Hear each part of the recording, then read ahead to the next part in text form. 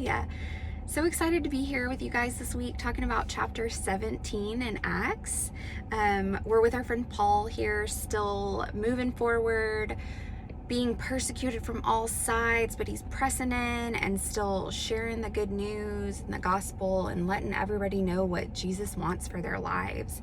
And we follow him through several cities here in chapter 17. And in one of the first cities, we see a variety of reactions to his preaching.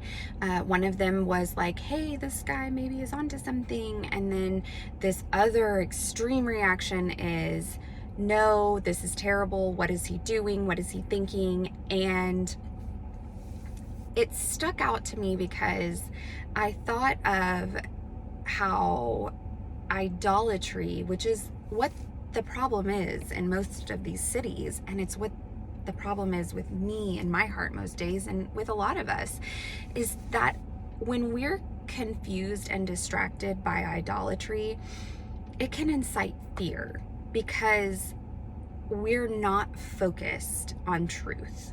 We're distracted and we're confused by all of these shiny things around us, right?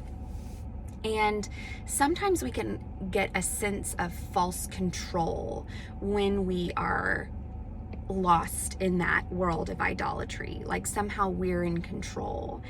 And I think that when we feel that control being taken from us, we can respond in an unhealthy way, like these individuals did. So Paul and Silas and had been staying and hiding away with their friend Jason, and basically this mob of people that are like, these guys are trouble, come in and they gather all the traitors and they bring them in front of the city fathers.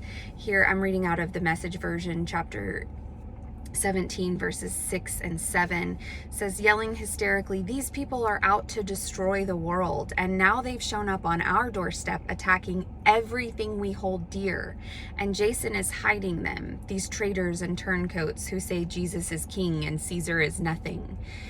A lot of extremist language there, and a lot of fear-based language, talking about attacking everything we hold dear, clearly idols, and not the one true king that they're holding dear, right?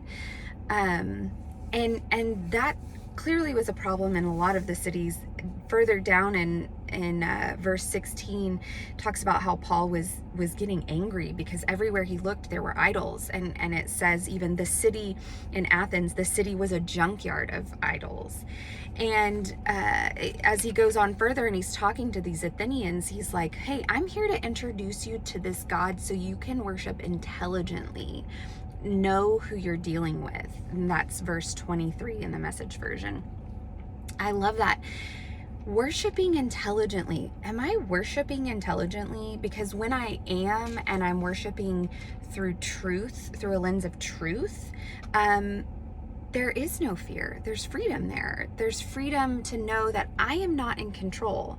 So it doesn't matter what shows up at my doorstep, attacking what I hold and value, hold dearest, because that's the Lord. And if it's the Lord and I know him well, then I know that I'm loved and I'm protected, and that only his truth matters, and only this matters, and only this matters. So as you guys move forward this week, I hope you guys can just take a moment to ask yourself, when you're feeling fearful, when you're feeling worried, when you feel like something is not in your control, am I worshiping intelligently? Am I idolizing something, or am I giving it to God? Am I finding freedom in that truth and in that intelligent worship? Love you guys.